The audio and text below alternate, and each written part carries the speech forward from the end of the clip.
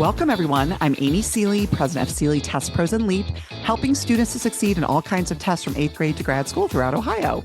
And I'm Mike Bergen, president of Chariot Learning and TestBright, helping students and teachers alike exceed their educational goals based out of Rochester, New York. Between the two of us today, we have over 65 years of experience at the highest levels of the test preparation and supplemental education industries. We both love to talk and learn about the latest issues in education, testing, and admissions. So let's get down to tests and the rest. The fascinating topic we want to explore today is taking a test at home. But first, let's meet our special guest, Brian Eufinger. Brian Eufinger is the owner of Edison Prep in Atlanta, Georgia. He graduated with honors from Washington University in St. Louis. Brian is frequently invited to speak about test prep, college admissions, and scholarships at PTSA meetings at Atlanta area high schools, as well as Edison Prep's free parent meetings. Brian was a founding board member of the National Test Prep Association. He is an active member of WashU's Young Alumni Chapter in Atlanta, as well as the WashU Alumni Admissions Interviewer Program. Welcome. Thanks for having me. Brian, thanks for joining us yet again on the Test and the Rest podcast. You are no stranger to listeners. You have been on the show so many times, maybe more than anyone, all the way from episode 28 to episode 593. But now we're in the 700s and we have a big topic to talk about. Before we get into that, though, can you share with listeners a brief summary of who you are and what you do? Sure. I'm Brian Eufinger. I'm one of the two co-founders of Edison Prep, which is a company based out of Atlanta, Georgia, who works with students nationwide for SAT, ACT, study tutoring, grad school tests, SSCT, the gamut, including the newest tests, which we'll be talking about a lot today.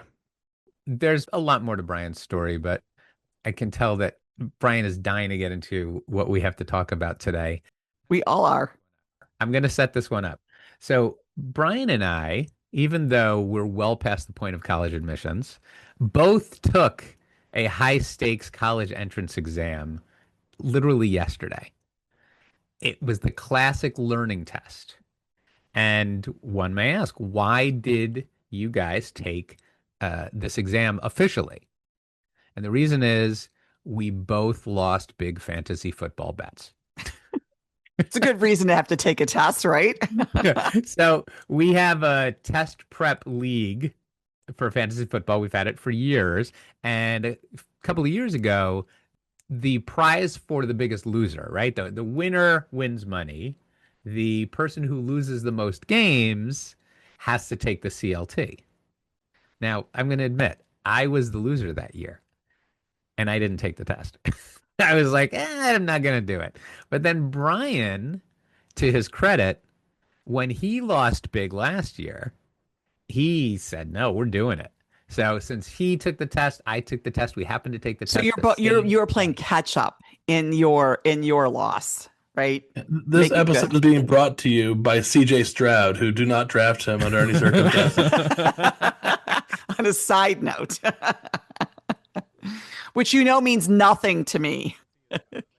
So actually, I cannot wait to hear about this because obviously taking an at-home exam in our industry, right? Like we're used to kind of doing show up, take the test in a classroom with a bunch of students, and we've all done that, right? But now this idea of an at-home test, tell us, or who wants to go first, about what are some of the technical and logistical requirements that you experienced in your in-home administration of the CLT? The setup actually takes longer for an at-home test than the long, famous, cursive honor pledges and other administrative things for the SAT and ACT. In that, before test day, there's all the installation of the lockdown browser, and then maybe you have plugins that are going to get you in trouble with Chrome or other things. There's a lot of technical mechanics, and you have to have a working video camera because they tape you. Your shoulders and head must stay within the frame at all times. We don't get our scores back for 3 weeks on the test because there's probably some AI thing making sure we didn't do that. And then after that, you had to clear your desk and show all the different camera nooks and crannies and make sure there's not some secret person in the room with you or something. But yeah, it took probably 30 minutes, 40 minutes between the technical stuff and the clearing my desk and reassembling the workspace. It's an amazing process, and it is absolutely a hassle. So I have experience, and Amy, I've shared this with you in the with your past, wife. of when my I think wife Sarah got took, yeah. her MBA through Western Governors University, and so they employed live proctors. And so she actually had a special webcam that was parallel to the webcam that was facing her. So there's one camera in her setup facing you, one camera on the side Hmm. observing you, and they used live proctors. And then my understanding, because we have done some episodes on this topic, and the companies that specialize in this started to move into also algorithmic Hmm. support, so AI doing some of the monitoring. CLT does things differently. CLT, there's no live proctor. They're recording everything. And so the reason why we don't get our scores for weeks is they're going to have to go through and evaluate the video The and see if there video. were any irregularities. But when you start the process, you have to go through so many steps, as Brian described. You have to read your honor statement aloud. You have to grab your camera and you have to circle the whole room. You have to Oh. show your seat. You have to show your desk. Your desk Now, when needs you to be say circle the completely camera, clear. did you mean like literally taking like like, well, my computer has a camera, so you had to like pivot around is basically what you did. Oh yeah. Yet I have a Exter separate webcam External, yeah, webcam. attached to my monitor, so I had to pick it up. I had to move it. I had to show the whole Hmm. room, and then I had to replace it. And then, as Hmm. Brian said, once you start the test, you may not move. Right. So, unlike the SAT and ACT, when you can get a bathroom break, there's Right. no Here, bathroom there's no break for a test opportunity. like the CLT. And I know, like, we're talking about the general idea of taking tests at home. This was an example of an in-home test, and certainly the last example that I've had. I imagine that most in-home tests are like this, where you cannot get a break because once you walk out of the room, you've kind of pierced the sanctity of your You've broken the hermetically seal. sealed workspace. And like one of the things they're trying to make sure of is that like your door's closed and nobody comes in and things don't change. I don't know. What did you think, Brian? Did you feel like the test was very secure? Yeah, I mean, I think I was surprised that we don't get scores back for 3 weeks or so, but that makes me feel better about it. They probably have AI do a first pass, and then sort of like the SAT and ACT, I'm sure that if it flags something, then some Bob in validation services department does whatever to double check. But yeah, I was skeptical to be honest, but given how many times I had to swirl around and do all the stuff, and they clearly had thought about all the things like if there are any books that are they can't be at arm's reach, they must be closed, no calculator. They had you hold up the actual pieces of scratch paper and put it back front and back to show that. You're allowed 6 pieces of scrap Six paper, pieces. and each one you have to show front and back. Yeah, and I used most of it. Yeah, That's it interesting too, was because very very needed. some at-home exams allow for a whiteboard, but in this particular case, you're using actual paper. Using Hmm. actual paper. So, what I felt about this, though, was that it definitely felt to me like there were ways around it. Around the security, you mean? Yeah, the home security. I felt like if somebody really wanted to cheat, they could pull it off. The question comes down to this, right? We had to go through all that routine to sit and take the test. There was no indication before we started the test that we actually passed the security, meaning it's entirely possible that there's something wrong with one of our setups And and then you don't learn that till they'll later. cancel the test, but they don't tell you at the moment. Mm. So Yeah. if there was something there, I would want that to trigger. Meaning you went through the whole process, you could find out your scores are invalid and you wasted all that time as That's opposed my to fear. a I don't know trigger. for certain. Yeah, if they end up doing some enhancements, maybe almost like how you have like Ticketmaster queues where you're in the queue.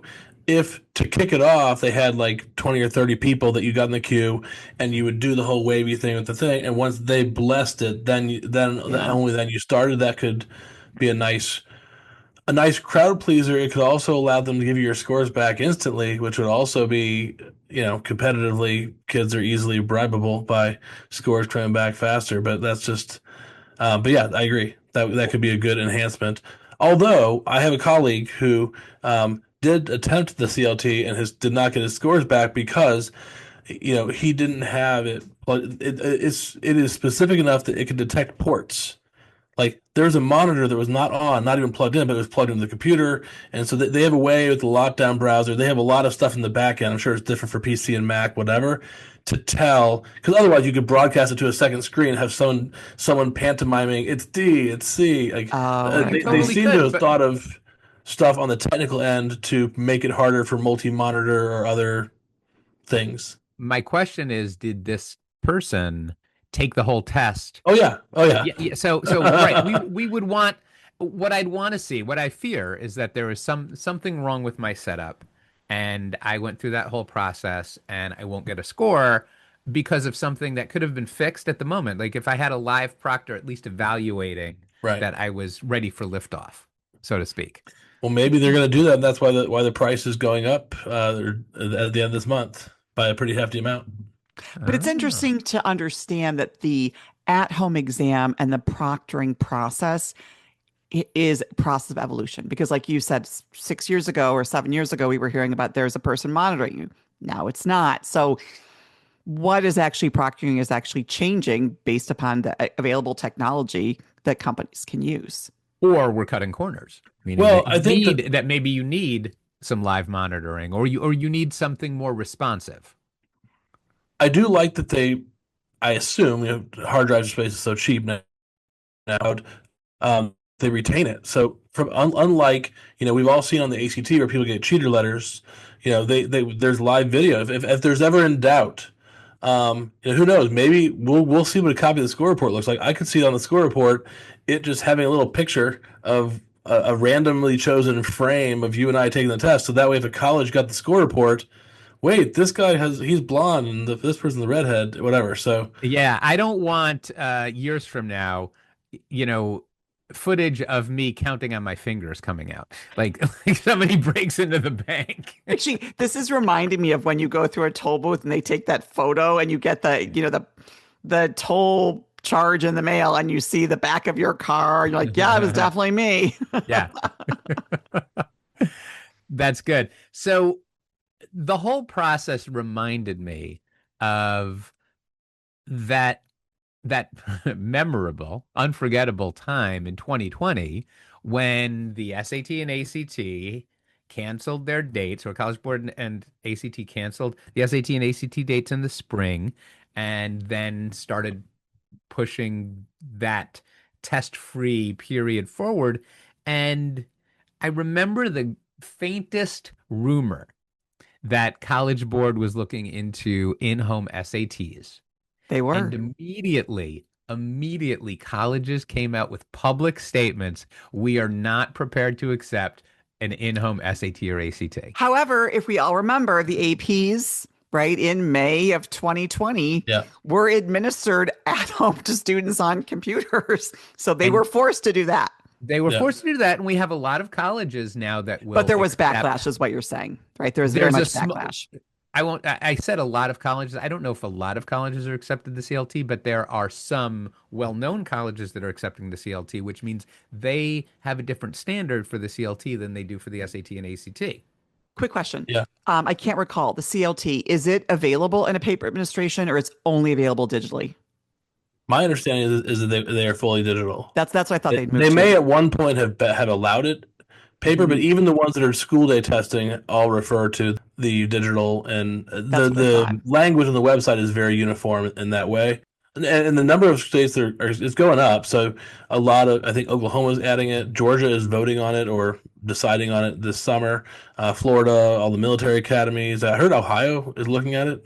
So So I guess I'm wondering, so from your both of your perspectives, having taken this high stakes test at home, what did you see as being some of the benefits of being able to take this test at home?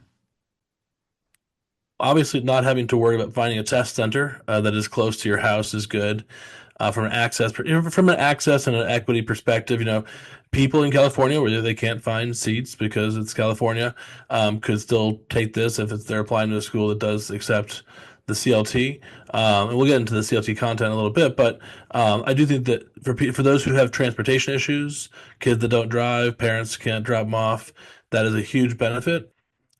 I also am kind of old school. I've always said, if it were up to me, I like the fact that you cannot use your calculator on the test. Like like we all say literacy. How about numeracy? Like Right. mental But math that's and different number from the sense. in-home test because Yeah, there are plenty of exams where you can use a calculator that yeah, are for sure. administered. Yeah, yeah. I I mean, this doesn't really pertain to most people who will take a test like the CLT, but I was glad that I did not have to sit in a room full of high schoolers to take the exam. That would have made me and them feel more self-conscious than just the experience of me taking it alone. Yeah, it But is interesting when it's a solo experience, if that feels less stressful or anxiety ridden because you don't have to worry absolutely. about the people around you. Yeah. But I feel there are a lot of downsides to the in-home test. And I think it gets back to that equity and access lane that there are a lot of students that don't have reliable Wi-Fi, that don't have a great digital setup, that don't have great audio setup. More importantly, they don't have a room in their house where they can shut the door for 2 hours and not be Well, I was interrupted. going to Because say, any interruption can cost you. Like if somebody, Yeah. if your bratty sibling wants opens to the be door wants to be a and you jerk or something. respond, Hmm. then you probably have your test invalidated. Yeah, I've had a lot of parents over the years. Obviously, we know with kids taking practice tests for SAT or ACT at home, where their parents will say, we want them to leave the house to do the practice test because it's too crazy at home. So obviously, that does present its own challenge in some homes. What about you, Brian? Did you see any other downsides to taking the test at home Yeah, I aside think that besides clearing your desk? yeah, one downside is the people who don't have a quiet space to do it. I can't remember the wording, but it may have said that you can't do it at a public library, which I don't know why that would be matter.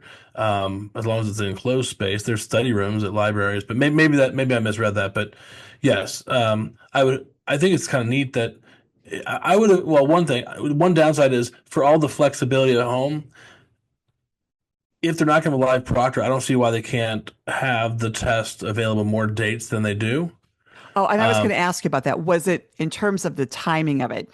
Are there certain dates you could do it, certain times of day you could do it? Because again, to your point, if it is something that's like AI proctored or recorded, it shouldn't really matter what day or time you're taking it, right? It's the same as SAT, ACT. Okay. Don't quote me, but it looked on the website. It's around seven or so tests a year, and they have the CLT, the CLT 10, which there's parallels between Okay. the PSAT SAT and and the CLT. Something that's different though is that you don't have to take the test the same time everyone else does. Their testing window is 7 a.m. to 7 p.m. okay, that's what I was wondering. Yeah. Yeah, no, which is very interesting because you have this whole window, and basically they recommend you take it when you can access tech support. Mm. I had a tech support issue with logging in the day before, and it took a while to resolve it. Like their phone number is only accessible until 5 o'clock, so I don't know why they say it's the window is till 7 p.m. because their customer service, there's only one line and it closes at 5 Eastern. Hmm. Yeah, that is problematic for sure. And so here's a question. Let's leak into the CLT, talk about the test itself, because I have a question, Brian. What time of day did you take your test?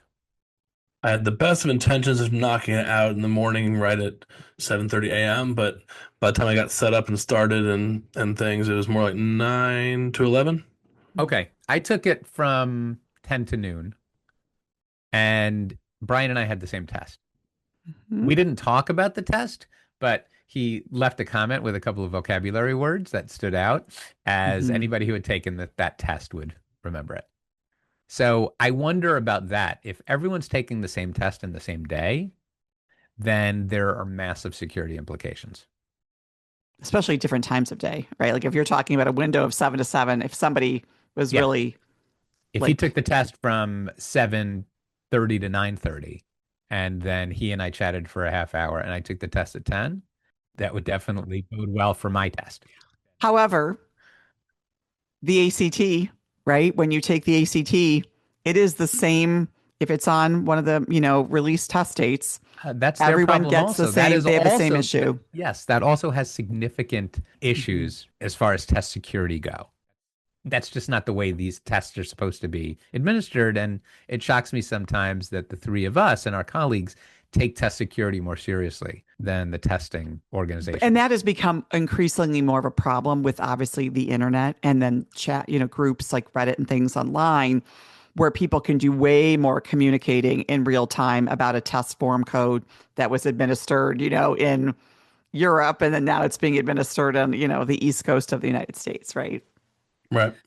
So, Brian, how would you compare each section of the CLT to the SAT or ACT? It was not what I thought it was going to be. Reading, I'm not even exaggerating. I don't think I've worked my brain that hard since at least before COVID, maybe longer, doing the reading section. The reading section is like William Faulkner gone wrong.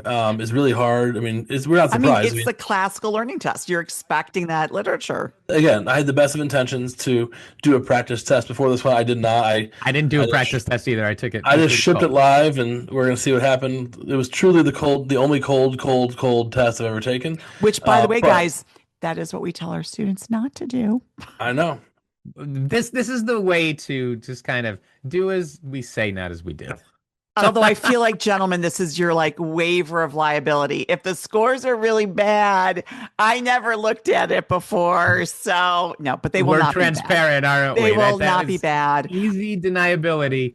But let me say about the reading. The reading questions themselves were the easiest among SAT, ACT, and Straightforward reading CLT. questions. The reading questions were very straightforward, although they had analogies Mhm. for each passage, which were kind of cool, but they were analogies based on the reading.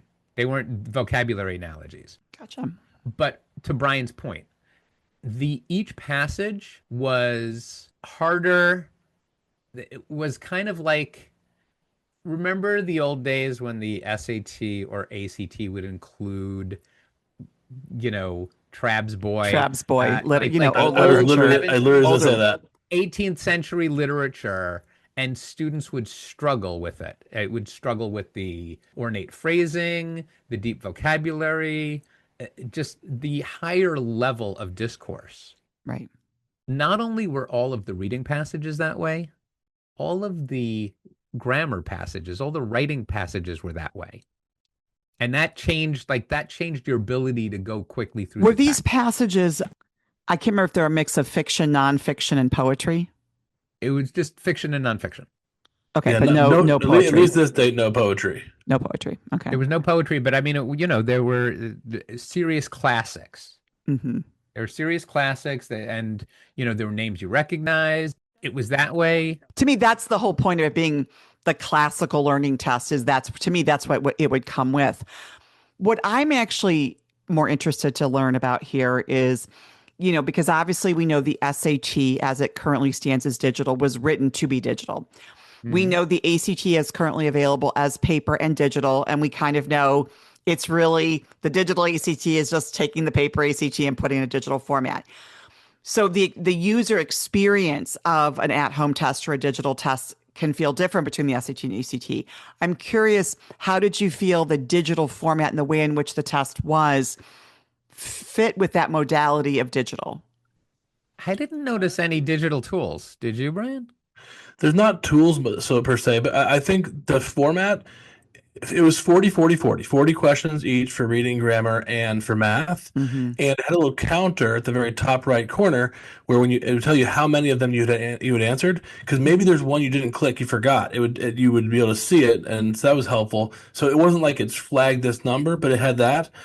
The fact that it was one big long scrollable document Oh, okay. for the math was kind of nice because you could scroll up and down. It was not like clicking a digital ACT question, waiting 3 seconds for the thing to load. That can eat up time. It was just scroll, scroll, scroll, and it did get harder as it went in math, as we know. So that there was less scrolling involved. But I will say, like comparatively speaking, I used like intellectually the reading was very hard. Like I think ACT reading is to SAT reading as SAT reading is to CLT reading for me. Mm. I still finished 4 minutes early, but the actual parsing of the language was so hard.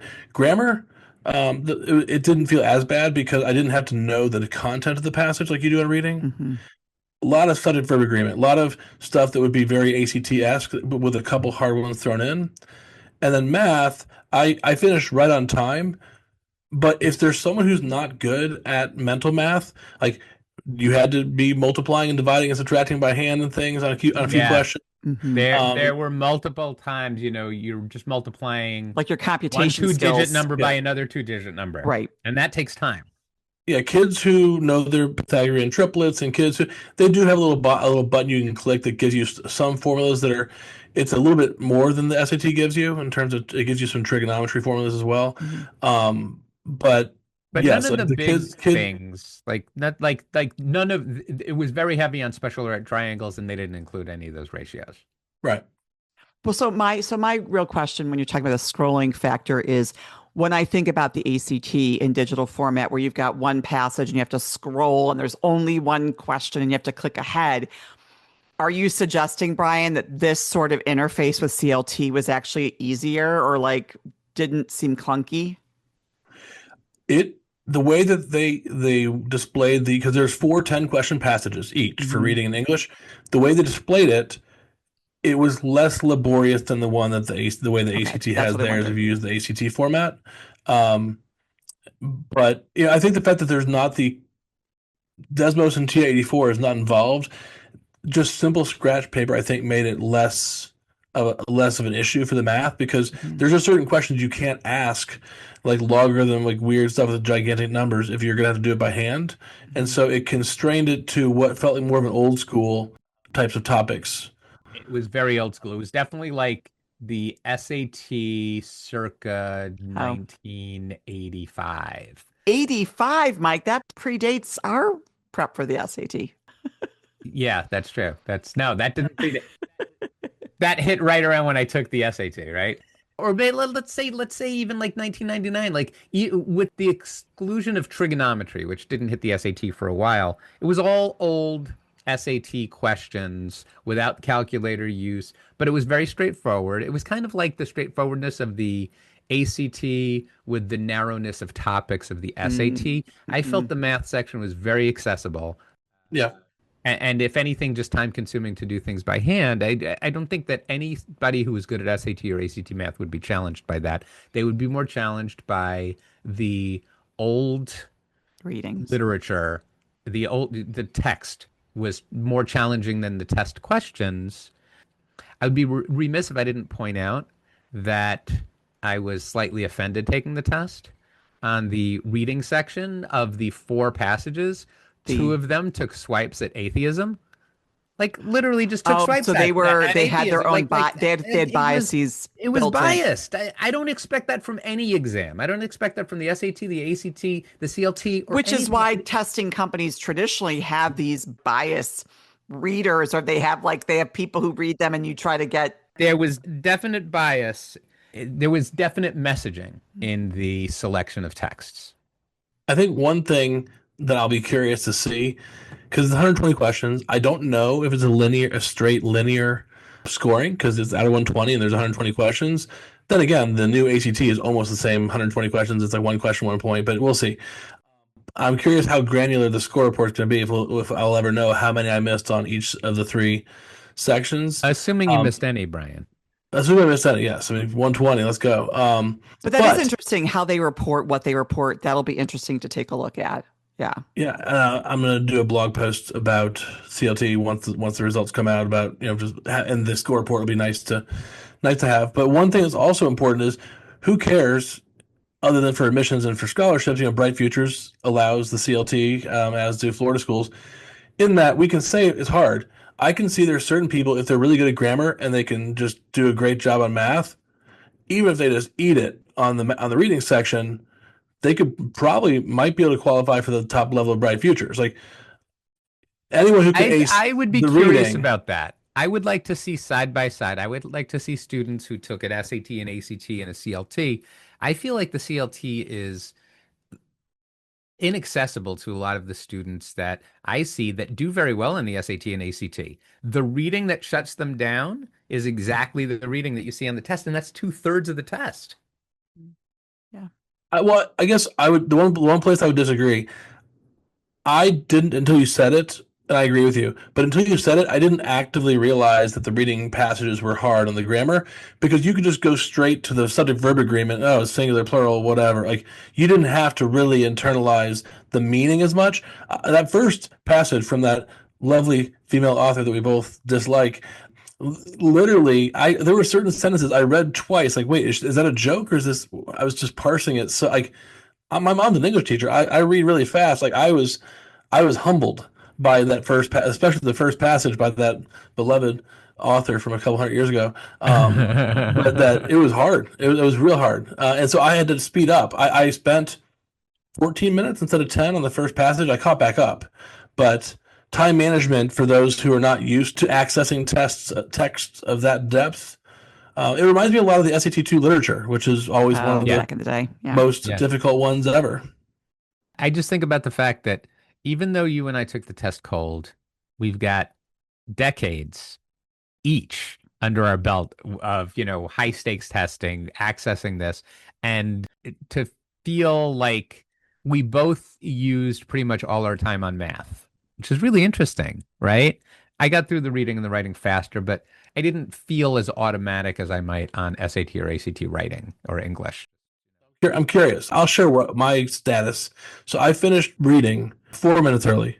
I finished grammar, even though I tried to stretch it out. Like it was fine. I finished grammar probably like 16 minutes early. Yeah, totally. And math, I double checked that one really hard problem that involved permutations, and then bubbled it in with like 2 seconds left. That is not what I thought. I thought, hearing that there's no calculator, I'd be doing tons of hand calculations, and that was exactly what happened. Yeah. Intellectually, the easiest section, but the most time pressured for the math. Absolutely. Yeah, it'll be interesting to find out how the test goes. And legitimately, it will be interesting to see if both of us receive our scores. I just have this dread based on the system that they're invalidating test scores after the fact because of some kind of inconsistencies or security breaches that you really would be completely accidental, but nobody tells you before you start your test. Yeah. And interestingly, we got our CLT student today that reached out to us, and they're actually the exact person who should do tutoring for CLT. This person, they are homeschooled, and they have taken the test before, and they have really good scores on the reading, which tracks if they're homeschooled, and then math. There's really bad math section. So we have plenty of old SAT math we can use in addition to the stuff we've developed internally for CLT. But yeah, it's that is the first one. The first one this month. I don't think it'll be the last one. Especially if Georgia starts taking it, plus these other states start allowing it as well. Well, this might not be your last CLT, but it's almost certainly mine. Thanks to all of you for taking one for the team here by taking the lead here and taking the CLT. Your day will come, Amy. We just have to get you playing fantasy football. I'll definitely lose, which means I'll have to take it. As ever, Brian, we could talk to you all day. Unfortunately, we're out of time. Thank you so much for joining us. Glad to be here. If listeners would like to get in touch with you, what's the best way for them to do that? Sure. You can find us at www.edisonprep.com or Edison Prep's Facebook page. Awesome. We hope you enjoyed this discussion as much as we did. Be sure to join us for another fascinating topic and guest on the next Tests and the Rest. Did you enjoy this episode as much as we did? Find expanded links and more for this and all of our episodes at our show page at testsandtherest.com. While you're there, be sure to explore everything the larger TestBright site has to offer, including real, expert, unbiased answers to the toughest admissions testing questions. Of course, we'd love for you to rate, review, and subscribe to Test and the Rest on your favorite podcast platform. If there's a topic or guest you'd like us to feature, just let us know and spread the word.